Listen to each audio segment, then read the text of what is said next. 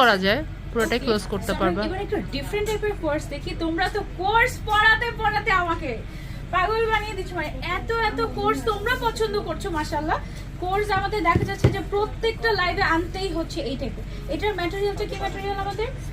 CY stripe. হুম, C Y stripe material. দেখো এটা ম্যাটেরিয়ালটা কিন্তু অনেক অনেক সুন্দর না? এটার সামনের সাইডটা আমরা হচ্ছে একটু লাগানোর চেষ্টা করি। এটা হচ্ছে একটা কোর্স কিন্তু ডিজাইনার কোর্স এটা, হ্যাঁ।